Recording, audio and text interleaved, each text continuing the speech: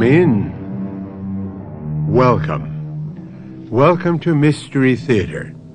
I am Hyman Brown. Someone said to me the other day, "You know, Hy, you talk a lot about imagination." At first I thought he might be right, but the more I thought about it, the more it seemed to me he was wrong. Far as I can see, there isn't a more powerful force in the world than imagination. After all, I made a career of mine with radio dramas, imagining all sorts of characters for the stories I bring you. And you must derive pleasure from your imagination. You become the hero or the heroine in the stories, as now each woman will become Dora, and each man Charles Daring, caught up in circumstances which, well, listen. The clock. The clock. What, Dora? What? Oh, that clock, Charlie. It's going to drive me up the wall. Oh, come on now. It's only a clock. Grandfather clock. It never stops, day and night. It goes on and on like his heart. He said, your Uncle Jonas said that its beat was like his own heart. Steady, solid, never stopping. Charlie, we've got to get out of here. We've got to leave this awful place. I know, but where can we go, Dora? Where? We're trapped.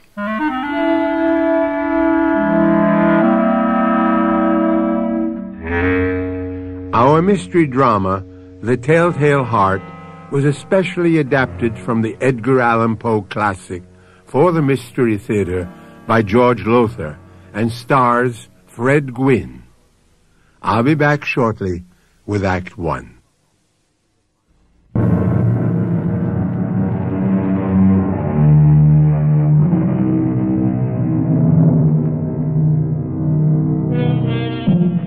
As you know, I've always had an intense interest in diaries, the day-to-day journals of those who for one reason or another recorded the events of their daily lives. This tale I bring you now is remarkable not only for the horror it records, but also because it was written by a patient in a state asylum for the criminally insane, a man named Charles Daring, who on a day not long ago wrote, True. I am nervous. I've always been nervous, but why do they say I am mad? My sick nerves had sharpened my senses, not destroyed them or dulled them. Why, take my sense of hearing. Acute. My ears have always been sharp. So, nervous, yes. Mad, no. Judge for yourself. Listen to how calmly I can tell you the whole story of what happened, beginning with the day I arrived at Uncle Jonas's farm with my dear wife, Dora, and my daughter, Ruth.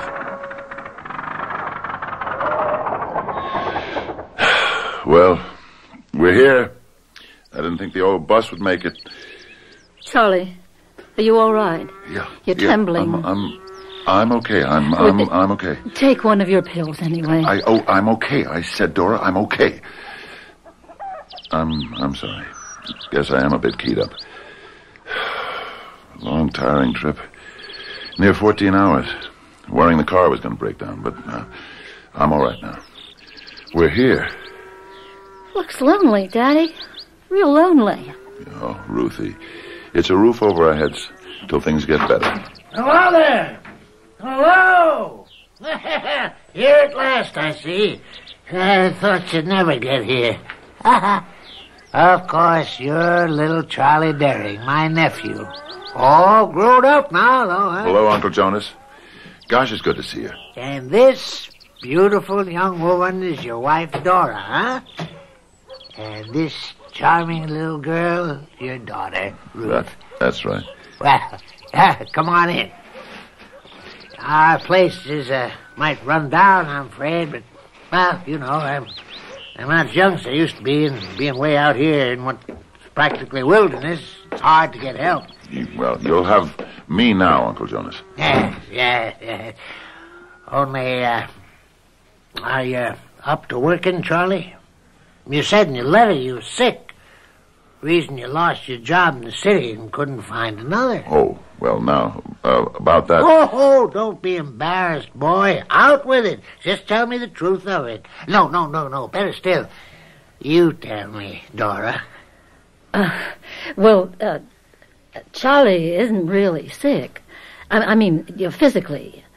He's as strong as any other man, and he's healthy, too. Only, it's his nerves, that's all. That's all? Well, that's a lot, ain't it?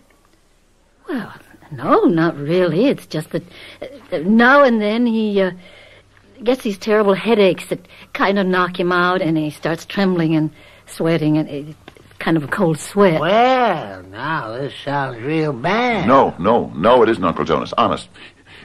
These attacks, they don't happen all the time. Not much, only now and then. And I've got these pills the doctor gave me, and, well, listen, you'll see. I'm going to earn our keep here, Uncle Jonas. Make you glad you took us in when we needed a roof over our heads. I'm a hard worker, Uncle Jonas. A real hard worker. Well, sure you are, Charlie. And I'm sure Dora is, too. Oh, yes. And little Ruth. She looks like a good, strong girl for her age. And how old are you, Ruthie? 9, sir. 9 years old. My gracious, would you believe I'm 60 years older than you? Know what I've got it in mind for you to do? No, sir. Something you like. Feeding the chickens. Now, won't that be fun? Oh, yes, sir. Of course it will. And milking the cows. Well, I guess you'll have to learn how to do that, but old Uncle Jonas will show you. Oh, then there's the horses. Jake and Jenny use them for plowing, you know. You'll want to take care of them, feed them, clean their stalls, change their hay. Excuse me, Uncle Jonas. Yes, Charlie, yes? Ruth is a healthy girl, all right, strong for her age and all, but, well, all those chores, I think they might be just a bit too much for her. Oh, no, not at all. Do her good, Charlie. Make a woman of her. Well, look, suppose I milk the cows. But you'll be out in the fields by that time, plowing, seeding, cultivating, getting the crops in and all like that. Oh, yeah. Well, I see. Dora will be so busy in the house, you know, cooking, washing, housework and such. Well, she won't have time for that, so... Oh, no. I got it all figured out, Charlie. You just leave it to me. Well, say now, the way you look, maybe you didn't mean it when you said you meant to work for your keep. Now, time for bed, so I better show you to your room. Bed? But the sun's only just gone down behind the mountain. Yeah, that's right. It gets dark fast this time of year.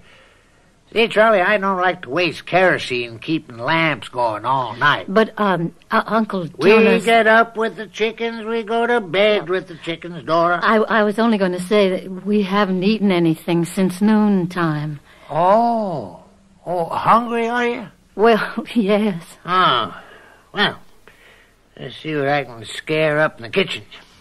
Not much right now, I'm afraid. An old man like me don't eat very much. Kind of get out of the habit.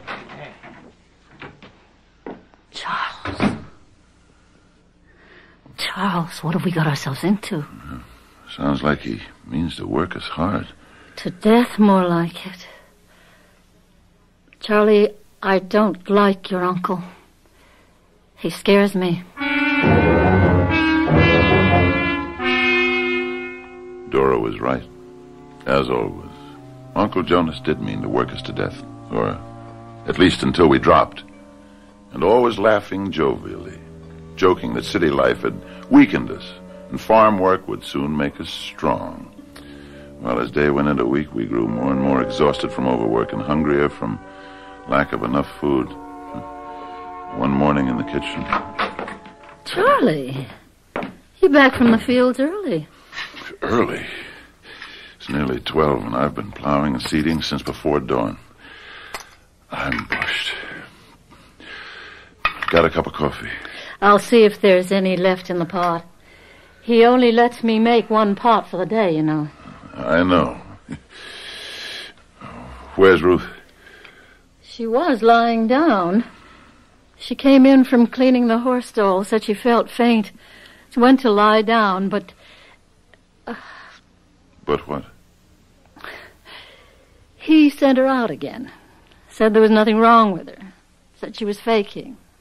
I've got to do something about all this. It can't go on. What can you do? We're broke. We're penniless. Miles from nowhere with a broken-down car. We're trapped. If I could only fix that carburetor. But I need a new part, a butterfly valve. Oh, forget it. We haven't got a chance. Maybe we have. The game warden. Game warden? Here. That's what's left of the coffee. A fella named Harrington. Something like that. He came by the other day. All the way from Pomfret. Stopped to talk for just a minute. Said he makes it out this way about once a month or so, and if he could get that part for me in Pomfret... Well, now, what's this? In the kitchen instead of in the fields, drinking coffee at this hour, Charlie? Oh, I'm sorry, Uncle Jonas, but I just had to have something to keep me going. Sorry? Oh, nothing to be sorry about, Charlie. If you're tired out, you're tired out. Nerves, huh? No. Nerves, okay. Can't be. Got to be your nerves. Can't be the work. You're not doing that much. Jonas, this past week I plowed nearly 20 acres and seeded more than 5. Why, my Lord, Charlie, in my prime, I used to do that in 3 days. Now, I'll tell you, Charlie, I wanted you to get started on the lower field this afternoon, but if you're all tuckered out, you can't pull your weight around here. No, Jonas, I can do it. I don't want to force you to something, Charlie. I can do it, Jonas. Well, that's good. Good. Now, you go on out and work that field till 1 o'clock, and then we'll all sit down and have a good midday feed. Yeah, sure, Jonas. Sure. A good midday feed? Is that what you said, Uncle Jonas? When are you gonna stop calling me Uncle? Makes me feel old for a pretty young heifer like you to call me Uncle. Much too old. Oh, please. If you don't mind. Well, now, what have I done? I just put my hands on your shoulders when where I'd really like to put them. Don't you ever do that again. Well, now, if I'd known you were going to take it like that, I wouldn't have. And I won't, Dora. Never again. Never again, that is, until you ask me.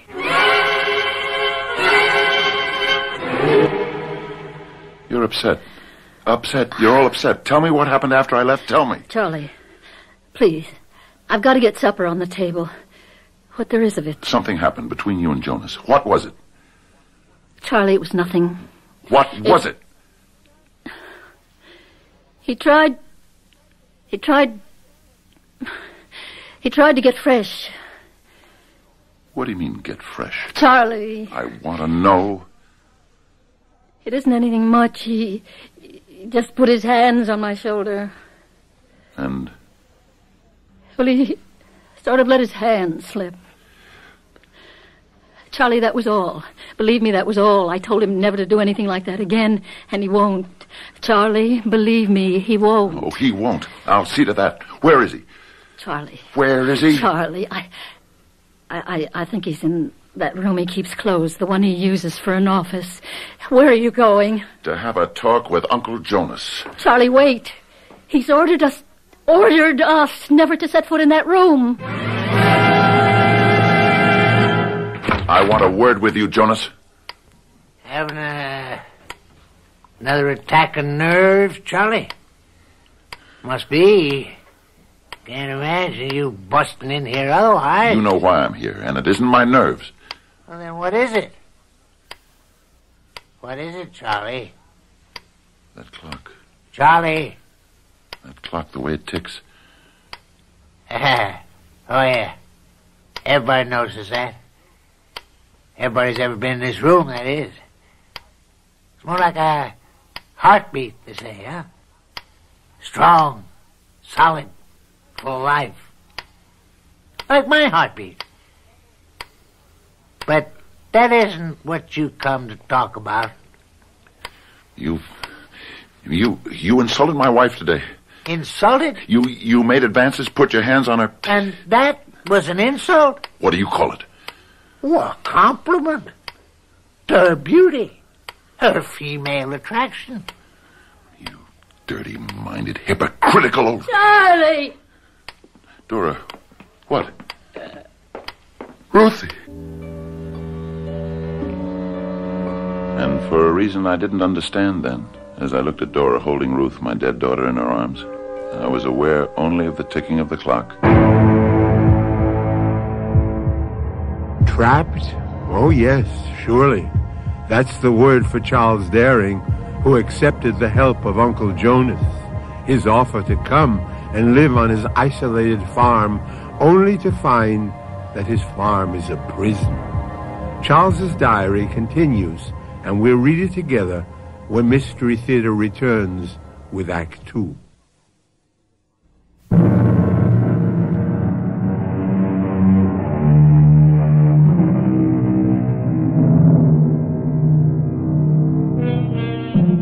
Dead. Only a word with little significance, really, unless spoken for the first time about someone you love. He is dead. She is dead. Then it hits you, the full impact of the word's terrible meaning. What do you do in that awful moment? How do you react? Some burst into tears. Others are numbed into a silence. Whatever the emotion, it is deep and very personal, as was Charles Daring's, perhaps even a curious reaction, born of his nervous condition, for he writes in the diary, And for a reason I didn't understand then, as I looked at Dora holding Ruth, my dead daughter, in her arms, I was aware only of the ticking of the clock. That huge grandfather clock in the room my uncle called his office. It grew louder and louder, filling, saturating the room with its beat. The beat that my uncle said was like the beat of his heart. Slow, steady, solid. And then, through the beating, as if from far off, I heard Dora's voice. Dead. She's dead, Charlie. Our little girl. No, Dora, you're mistaken. Here, let me take her in my arms. Ruthie. This is Daddy. Can you hear me, dear? Ruthie. Kid's dead. Anybody can see that. Shh. No, can't be. Charlie, dear. Give her to me. Let me take her. Yes. Put her on the bed in our room. Let her rest. Let her...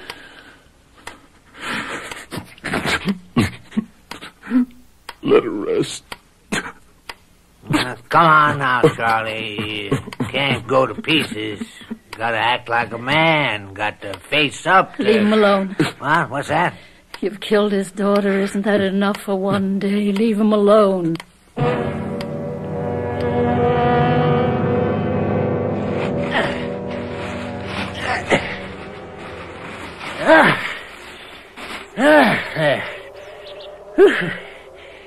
The grave's filled in at last. We better get back to the house. This wind cuts to the bone. Oh, the cow's due for milking, too. I guess you or Dora have to do that from now on. So, I might as well get started. Not before I say a few words. Over Ruthie. What? Oh, go ahead. Then you can get to the milking. The Lord is my shepherd. I shall not want. He maketh me to lie down in green pastures. He leadeth me beside the still waters. He restoreth my soul. He leadeth me in the paths of righteousness.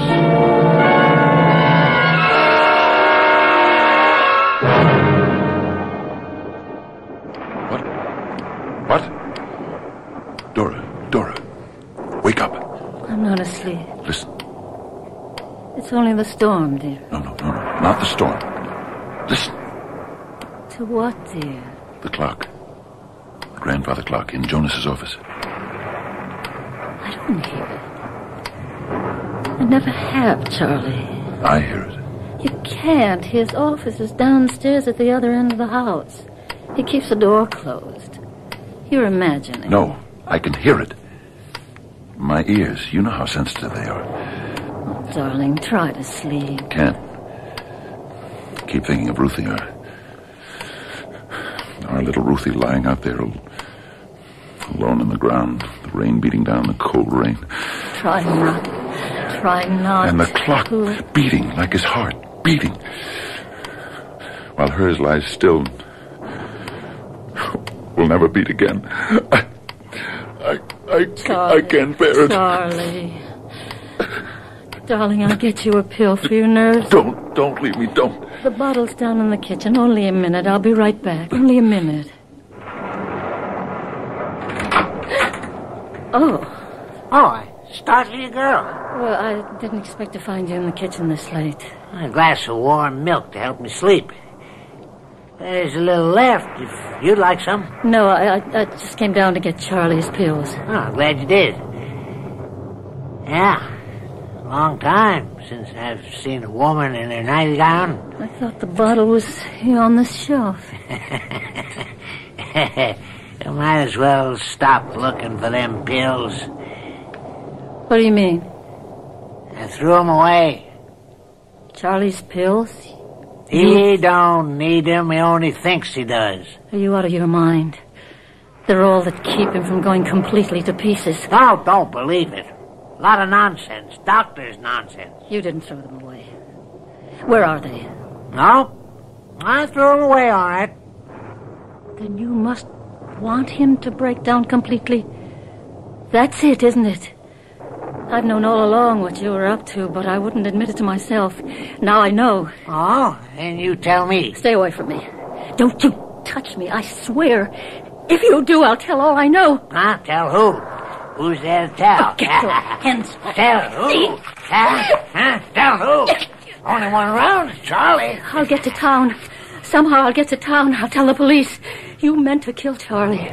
Work, starve him to death, so you could be alone with me. Have me. Like I've got you. You filthy, rotten swine! Oh! Swine! Filthy beasts! Stop him! He's killing me! Charlie! I'll Charlie, kill him. no! I'll kill him! Charlie! No! If you ever put your dirty hands on my wife again, I'll kill you.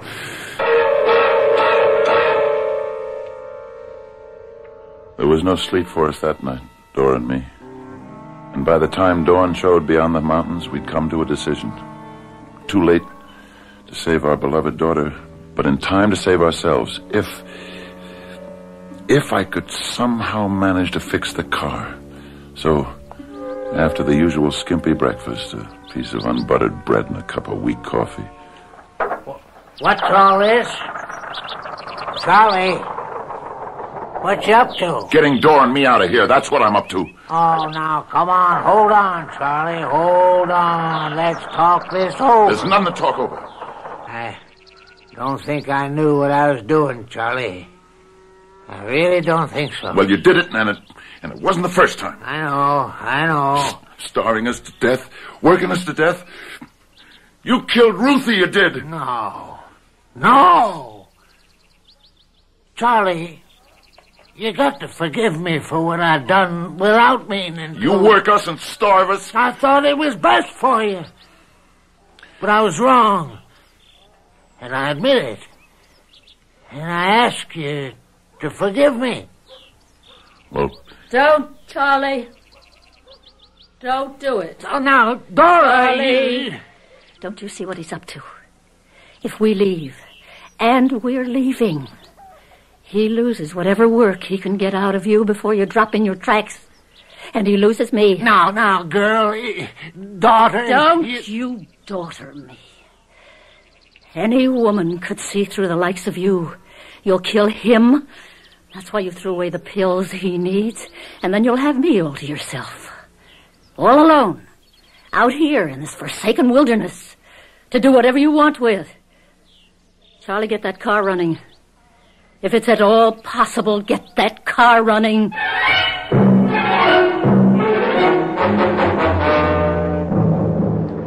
How far have we come, Charlie? Only 6, near 7 miles. That leaves about 25 to Pomfret. If we get over this mountain. Dora. What? I keep wondering, when we get to Pomfret, what'll we do? I mean, where will we stay? How will we eat? We can stay in the car for a day or two if we have to. And my suitcase is full of food. Full of... I took every scrap of food I could lay my hands on. Good for you. Oh, no. What? Charlie, what? We're cooked, honey. Just plain cooked. What? The butterfly valve. I knew it wouldn't last the trip. But you fixed it once. Yeah, and for the last time. It can't be fixed again. Now what do we do? Now what do we do? We start walking. 25 miles through the mountains. 25 miles. We can't go back. We got to, honey. I'm in no condition to make it 25 miles to Pomfret. You are. You can. You've got to. If we go back, it's death for you. And for me. We can't go back.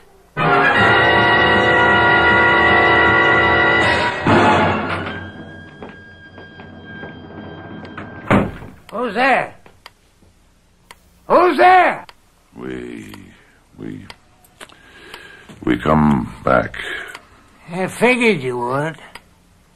In fact, I knew you would. How did you know? How could you be so sure? What else could you do once you run out of gas? It wasn't that. I filled the tank from those cans in the barn. And I emptied it, Charlie. You? Left just enough for you to get maybe 10 miles. I noticed you had a busted gas gauge, so you'd never know. You are the most... Now, I did it for your own good. You lying... What would you have done when you got to Pomfret? Charlie, why'd you always stare at that clock? The ticking, it hurts my ears, my hearing, awful sensitive. Painful. Listen, I'm sorry about what happened before you left. We're going to change all that. We're going to be friends. Try to be, anyhow. Yeah, let's have a drink on it. A toast to the future. Our future together. For you, my dear. And Charlie, a glass for you. Although, maybe before you drink it, but now, only if you won't mind, Charlie. You won't, will you? Mind what, Uncle Jonas? Milking the cows, feeding the chickens before night comes on. No, I don't mind. And now, daughter, a toast to us and our future together.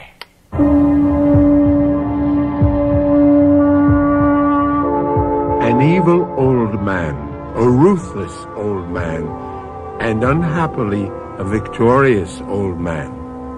But what lies ahead now for Dora and Charles Daring? I know because I read Charles's diary. You will know shortly when Mystery Theater returns with Act 3.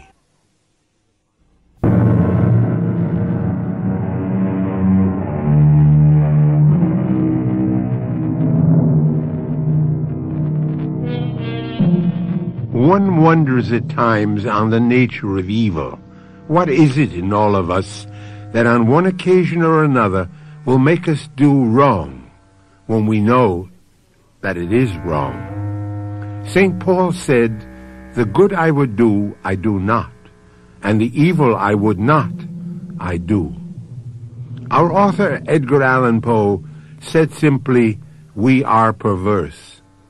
However it may be, there can be no question that Uncle Jonas is evil. I know he means to kill me through overwork and little food, and then do with Dora what he desires. But what can I do? We're trapped here on this isolated farm in the wilderness, cut off from any possible help, prisoners in the hands of this evil old man who... A car. Coming down the road, a car. A car. The game warden. I forgot the game warden. Hi there. Hi. Wait up. Wait up. Sure. Well, hello. Daring, isn't it? Yeah. We met once, months ago. Remember? I was plowing the fields and you came by and... Sure, I remember. Listen, I need help. Will you help me? Well, if I can. We tried to get away from here, my wife and I, but our car broke down. Oh, is that your car, half blocking the road 6 miles or so back? Yeah. Carburetor went sour. I tried to fix it, but it didn't hold up. Well, there's not much I can do. I'm no mechanic. No, but you could pick up a carburetor for me in Pomfret, couldn't you? The next time you come out this way... Yeah, sure. I could do that, but... Well, you'll have a long wait. I don't come out this way more than once every other month, thereabouts. Oh, that's okay. I can wait, but will you do it? Sure, glad to. Charlie? Yeah? He wants to see you. Your uncle. All right. Coming. That your wife? Yeah. Well, no wonder you want to get away from here. If I had a wife as pretty as yours, I wouldn't want her around that dirty old man either.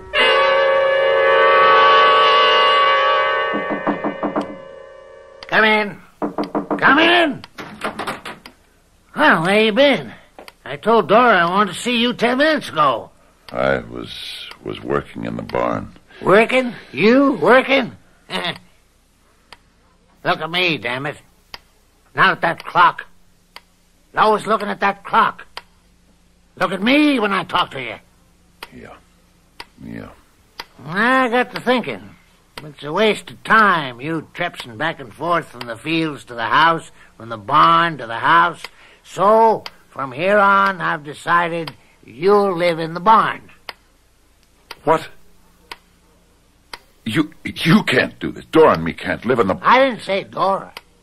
I said you. Me in the barn. And Dora here? That's right. Dora alone in this house? With you? Never. Now, you listen to me. Never. You think I don't know what you're up to? Dora's told me everything. How you've been after her, forcing yourself on her. And if you think if you're alone in the house with her alone at night, you can get what you're after. Never. Oh, yes. You fool. Don't you think I planned this from the beginning? From the day I got your sniveling letter begging me to take you in? And the day I laid eyes on her for the first time, I knew. I knew then that it was a good plan, and I'd go through with it. You... A simple plan, too. So simple it couldn't go wrong. Starve you, weaken you, work you into your grave. The way you worked Ruthie into hers... No, the child didn't matter one way or the other. It was you. Didn't matter. What? My little girl, my Ruthie didn't matter. What? Here now. Wait a minute, child. My fault. You choked on me. You child.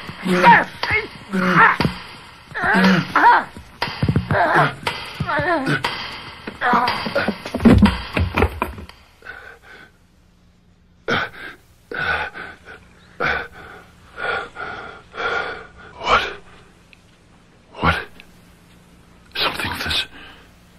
There's something. The clock. Stopped. Strange. Why so suddenly stopped? His heart. He said it was like the beating of his heart. It stopped. Would that mean... on the floor. Jonas, on the floor. Oh, my God. Oh. Yes. Oh. Yes. I killed him. Oh, God, I killed him. In my rage, I killed him. Oh. I am a murderer. I realized that I must do something to hide the body. But what? What? Where to hide it? If I tried to get out of the house into the barn, Dora might see me doing it. A chance I couldn't take. If I dragged it down the cellar, there was the risk she'd hear me. Where could I hide? And then my eyes, as they had so often done before, my eyes went to the clock. The clock that had stopped the very instant his heart stopped. A big clock, 6 feet tall and 2 feet wide. Was it possible that I might... If I could stand him up in that space, the clock hiding him, for a time, only for a time, to let me think what I might do afterwards. Yes, that is what I did. And just in time, I just stood his body against the wall and pushed the clock back into place, hiding it when... Yes? Mrs. Daring, of course? Yes. I'm Game Warden Carrington. I'd like to talk to your husband. Oh, well, he's with his uncle just now. Could you wait? Well, I'm afraid not. I want to get back to Pomfret before nightfall. Uh-huh. Is it important? It is to your husband. Well, Uncle Jonas gets angry when... Well, follow me. Thank you. What is it? I'm sorry to interrupt. The game warden's here. He says he's got to see Charles. Got to see him right away. Oh, hello, Warden. See about that carburetor, Daring. Oh? Look, I don't like talking to you. You peering through a door open a crack. Could I come in? No. Uncle Jonas doesn't allow anyone... Oh, that's all right. Come in. Where's Uncle Jonas? He went down to the barn. Be back in a little while. Oh. Well, I'll leave you and the warden together. Sit down, Warden. Oh, no. This'll just take a minute, and I'm in a hurry. I got to thinking about that carburetor. Carburetor. Yes, carburetor. There's a good mechanic in Pomfret, Hutchinson. He could maybe rebuild it for you, save you some money. Oh, well. You all right, Daring? Yes, only. Well, what is it? Why do you keep looking at that clock? It isn't going. Of course it isn't. Well, you can see that. The pendulum has stopped. Yes, and yet, about the carburetor. Well, I was going to suggest, but I want your permission first, suggest I take the carburetor out of the car on my way back to Pomfret, you know. Yes, do that. Well, the trouble is, I haven't got the tools. Tools? Yes. Are you listening to me? Yes, I'm listening. I've got a couple of screwdrivers, but no wrench and no pliers, so I wondered if you might have what I need. Yes, Well, if you could let me have them, I'll stop by the car, get the carburetor out, and take it to Hutchinson and Pomfret. He'll have plenty of time to work on it, because I won't be coming back this way for another... Daring, what is it? You think you're clever, don't you, Warden? Well, that's a funny thing to say. Nothing clever about taking a carburetor out of a car. I don't mean that. You know I don't mean that. Well, what do you mean? The sound. You hear it as well as I do. You hear it. What are you talking about? The heartbeat. His heartbeat. It has to be that. The clock has stopped. Look. The clock has stopped, but the beat, the beat. You hear it. I don't hear anything. Liar. How could you not hear it? You didn't come about the carburetor. You knew I was going to do it. You saw it on my face when we talked out there today. You must have seen it. In my face. Even though I didn't know it. Well, now what? Daring, have you gone mad? Saw what in your face? You were going to do what? Kill him. Kill him! Kill him! Hey! What are you doing? Why are you pulling the clock away from that? Hey, look out! It's falling! See? See? Oh, good Lord. Good Lord.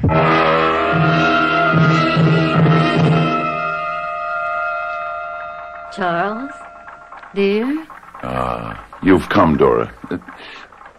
Sit down, dearest, and give me a moment. I just want to adjust the escape mechanism on this clock.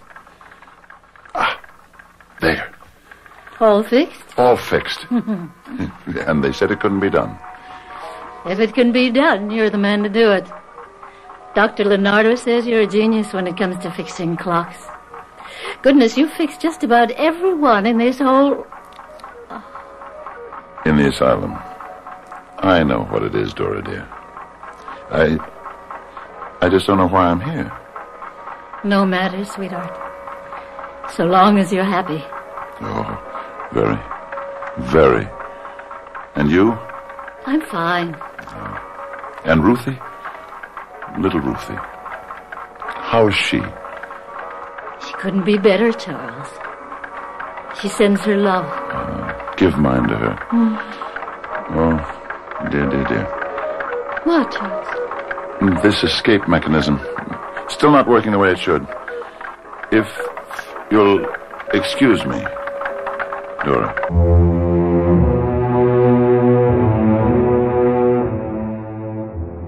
I'll be back shortly with a final thought.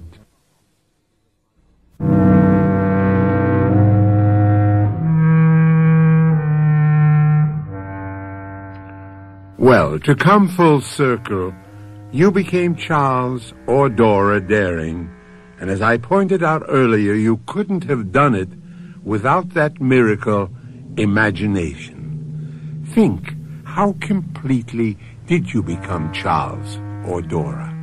Did you become them, or did you only listen with your ears? If that's so, try again. Ears are not enough. Remember, this is the theater of the mind. Our cast included Fred Gwynne, Ann Shepard, and Robert Dryden. Associate Director, Marlon Swing. This is Hyman Brown, Producer-Director, inviting you to return to our Mystery Theater for another adventure in the macabre. Until next time, then, pleasant dreams.